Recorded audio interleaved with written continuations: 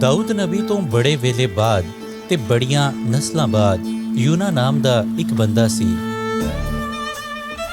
ਇੱਕ ਦਿਹਾੜੇ ਖੁਦਾ ਨੇ ਯੂਨਾ ਨਬੀ ਨੂੰ ਦੂਰ ਦੇ ਇੱਕ ਸ਼ਹਿਰ ਨੂੰ ਜਾਵਨ ਵਾਸਤੇ ਆਖਿਆ ਤੇ ਫਰਮਾਇਆ ਕਿ ਲੋਕਾਂ ਨੂੰ ਇਹ ਦੱਸ ਕਿ ਖੁਦਾ ਨੇ ਤੁਹਾਡੀ ਬਦੀ ਵੇਖੀ ਏ ਤੇ ਇਸ ਵਾਸਤੇ ਉਹ ਤੁਹਾਨੂੰ ਸਭ ਨੂੰ ਨੀਸਤ ਕਰ ਦੇਵੇਗਾ। ਪਰ ਯੂਨਾ ਨੇ ਖੁਦਾ ਦੇ ਹੁਕਮ ਤੇ ਅਮਲ ਨਾ ਕੀਤਾ, ਬਲਕਿ ਉਹ ਇੱਕ ਸਮੁੰਦਰੀ ਜਹਾਜ਼ ਵਿੱਚ ਬਹਿ ਕੇ ਕਿਸੇ ਹੋਰ ਮੁਲਕ ਨੂੰ ਜਾਵਨ ਵਾਸਤੇ ਟੁਰ ਪਿਆ, ਇਹ ਸੋਚਦਿਆਂ ਹੋਇਆਂ ਕਿ ਇਸ ਤਰੀਕੇ ਨਾਲ ਉਹ ਖੁਦਾ ਤੋਂ ਦੂਰ ਭੱਜ ਜਾਵੇਗਾ।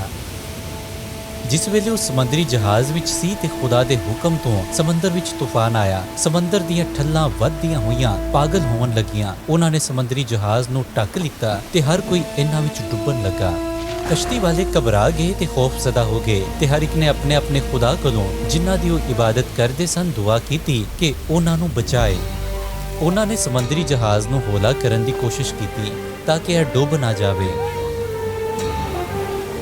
ਸਮੁੰਦਰੀ ਜਹਾਜ਼ ਦੇ ਉੱਤੇ ਵਾਲੇ ਹਿੱਸੇ ਵਿੱਚ ਇਹ ਸਭ ਸ਼ੋਰ ਸ਼ਰਾਬਾ ਸੀ, ਪਰ ਯੂਨਾ ਜਹਾਜ਼ ਦੇ ਪੈਂਦੇ ਵਿੱਚ ਸੌਣ ਡਿਆ ਸੀ। ਸਮੁੰਦਰੀ ਜਹਾਜ਼ ਦਾ ਕਪਤਾਨ ਉਸ ਦੇ ਕੋਲ ਗਿਆ ਤੇ ਉਹਨੂੰ ਪੁੱਛਿਆ ਕਿ ਤੂੰ ਕਿਵੇਂ ਸੋ ਸਕਦਾ ਹੈ? ਜਾਗ ਤੇ ਆਪਣੇ ਖੁਦਾ ਕੋਲੋਂ ਦੁਆ ਕਰ, ਸ਼ਾਇਦ ਕਿ ਉਹ ਸਾਨੂੰ ਇਸ ਤੂਫਾਨ ਤੋਂ ਬਚਾ ਲਵੇ। ਫਿਰ ਸਮੁੰਦਰੀ ਜਹਾਜ਼ ਵਿੱਚ ਸਵਾਰ ਲੋਕਾਂ ਨੇ ਇਹ ਫੈਸਲਾ ਕੀਤਾ ਕਿ ਉਹ ਕੁर्रा ਪਾਵਨਗੇ ਕਿ ਇਹ ਕਿਸ ਦੀ ਵਜ੍ਹਾ ਤੋਂ ਹੋਵਣ ਡਿਆ ਏ। ਕੁर्रा ਯੂਨਸ ਦੇ ਨਾਂ ਦਾ ਨਿਕਲਿਆ ਤੇ ਉਹਨੇ ਆਪਣੀ ਸਾਰੀ ਕਹਾਣੀ ਸੁਣਾ ਦਿੱਤੀ। ਉਹ ਸਮਝ ਗਏ ਕਿ ਯੂਨਾ ਖੁਦਾ ਤੋਂ ਭੱਜਣ ਡਿਆ ਏ। ਉਹ ਸਹਿਮ ਗਏ ਤੇ ਉਹਨੂੰ ਪੁੱਛਿਆ ਕਿ ਸਾਨੂੰ ਤੂਫਾਨ ਨੂੰ ਰੋਕਣ ਵਾਸਤੇ ਕੀ ਕਰਨਾ ਚਾਹੀਦਾ ਏ, ਇਸ ਵਾਸਤੇ ਕਿ ਇਹ ਵੱਧਦਾ ਹੀ ਜਾਂਦਾ ਏ। ਯੂਨਾ ਨੇ ਜਵਾਬ ਦਿੱਤਾ, ਮੈਨੂੰ ਸਮੁੰਦਰ ਵਿੱਚ ਸੱਟ ਦਵੋ ਤੇ ਤੂਫਾਨ ਰੁਕ ਜਾਵੇਗਾ, ਕਿਉਂਕਿ ਮੈਂ ਹੀ ਇਸ ਦੀ ਵਜ੍ਹਾ ਵਾਂ। ਕਸ਼ਤੀ ਵਾਲਿਆਂ ਵਾਵਾ ਕੋਸ਼ਿਸ਼ ਕੀਤੀ ਕਿ ਯੂਨਾ ਨੂੰ ਸੁੱਟੇ ਬਗੈਰ ਹੀ ਕਿਨਾਰੇ ਤੱਕ ਅੱਪੜ ਜਾਵਨ, ਪਰ ਇੰਜ ਨਾ ਹੋ ਸਕਿਆ। ਫਿਰ ਉਹਨਾਂ ਨੇ ਮਜਬੂਰਨ ਉਸ ਨੂੰ ਸਮੁੰਦਰ ਵਿੱਚ ਸੁੱਟ ਦਿੱਤਾ ਤਾਂ ਕਿ ਉਹਦੀ ਨਾਫਰਮਾਨੀ ਦੀ ਵਜ੍ਹਾ ਤੋਂ ਸਾਰੇ ਡੁੱਬ ਨਾ ਜਾਵਨ। ਉਸੇ ਵੇਲੇ ਸਮੁੰਦਰ ਸਾਕਨ ਹੋ ਗਿਆ ਤੇ ਠੱਲਾਂ ਥੰਮ ਗਈਆਂ, ਜਿਵੇਂ ਕੁਝ ਹੋਇਆ ਹੀ ਨਾ ਹੋਵੇ। ਸਮੁੰਦਰੀ ਜਹਾਜ਼ ਦੇ ਲੋਕੀ ਜਾਣ ਗਏ ਕਿ ਯੂਨਾ ਦਾ ਖੁਦਾ ਹੀ ਸੱਚਾ ਖੁਦਾ ਏ। ਉਹ ਸਹਿਮ ਗਏ ਤੇ ਕੁਰਬਾਨੀ ਨਜ਼ਰ ਕੀਤੀ ਤੇ ਵਾਅਦਾ ਕੀਤਾ ਕਿ ਉਹ ਉਸ ਦੀ ਹੀ ਪ੍ਰਸਤਿਸ਼ ਕਰਨਗੇ। ਯੂਨਾ ਨੂੰ ਜਿਸ ਵੇਲੇ ਸਮੁੰਦਰ ਵਿੱਚ ਸੁੱਟਿਆ ਗਿਆ ਤੇ ਖੁਦਾ ਨੇ ਇੱਕ ਵੱਡੀ ਮੱਛੀ ਨੂੰ ਭੇਜਿਆ ਕਿ ਉਸ ਨੂੰ ਨਿਗਲ ਲਵੇ, ਤੇ ਉਹ ਮੱਛੀ ਦੇ ਢਿੱਡ ਵਿੱਚ 3 ਦਿਹਾੜੇ ਤੇ 3 ਰਾਤਾਂ ਰਿਹਾ।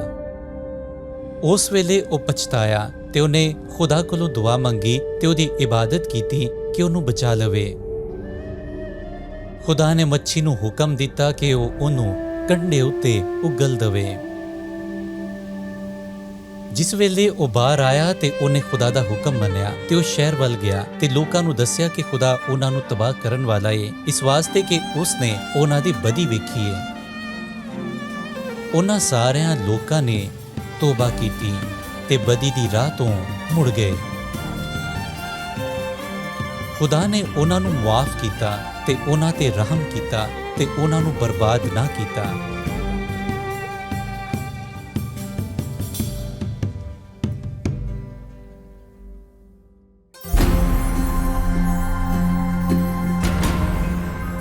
ਯੂਨਾ ਨੇ ਖੁਦਾ ਦਾ ਕਲਾਮ ਦੂਰ ਦੇ ਮੁਲਕ ਵਿੱਚ ਲੈ ਕੇ ਜਾਵਨ ਤੋਂ ਇਨਕਾਰ ਕੀਤਾ। ਖੁਦਾ ਨੇ ਕਿਸ ਤਰ੍ਹਾਂ ਉਸ ਦੀ ਨਾਫਰਮਾਨੀ ਦਾ ਜਵਾਬ ਦਿੱਤਾ। ਖੁਦਾ ਨੇ ਕਿਸ ਵੇਲੇ ਮੱਛੀ ਨੂੰ ਹੁਕਮ ਦਿੱਤਾ ਕਿ ਉਹ ਯੂਨਾ ਨਬੀ ਨੂੰ ਨਿਗਲ ਲਵੇ। ਖੁਦਾ ਨੇ ਯੂਨਾ ਤੇ ਰਹਿਮ ਕੀਤਾ। ਅਸੀਂ ਖੁਦਾ ਦੇ ਰਹਿਮ ਨੂੰ ਕਿਸ ਤਰ੍ਹਾਂ ਵੇਖਦੇ ਹਾਂ ਤੇ ਨਾਲੇ ਨਾਫਰਮਾਨ ਲੋਕਾਂ ਵਾਸਤੇ ਉਹਦੇ ਰਹਿਮ ਨੂੰ ਕਿਸ ਤਰ੍ਹਾਂ ਵੇਖਦੇ ਹਾਂ। ਇਹ ਕਹਾਣੀ ਸਾਨੂੰ ਦੱਸਦੀ ਹੈ ਕਿ ਕਿਸ ਤਰ੍ਹਾਂ ਖੁਦਾ ਨੇ ਮੱਛੀ ਨੂੰ ਇਸਤੇਮਾਲ ਕੀਤਾ ਤਾਂ ਕਿ ਯੂਨਾ ਨਬੀ ਆਪਣੀ ਨਾਫਰਮਾਨੀ ਨੂੰ ਪਛਾਣੇ ਤੇ ਨਾਲੇ ਉਹਨੂੰ ਦੂਜਾ ਮੌਕਾ ਦਿੱਤਾ ਕਿ ਉਹ ਉਹਨੂੰ ਪਛਾਣੇ। ਕੀ ਤੁਸੀਂ ਜਾਣਦੇ ਜੇ ਕਿ ਖੁਦਾ ਕੋਈ ਵੀ ਸ਼ੈ ਜਾਂ ਤਰੀਕਾ ਇਸਤੇਮਾਲ ਕਰ ਸਕਦਾ ਏ ਕਿ ਤੁਹਾਨੂੰ ਦੂਜਾ ਮੌਕਾ ਮਿਲੇ ਤਾਂ ਕਿ ਤੁਸੀਂ ਉਹਨੂੰ ਜਾਣ ਸਕੋ ਤੇ ਨਾਲੇ ਉਹਦੀ ਪੈਰਵੀ ਕਰੋ।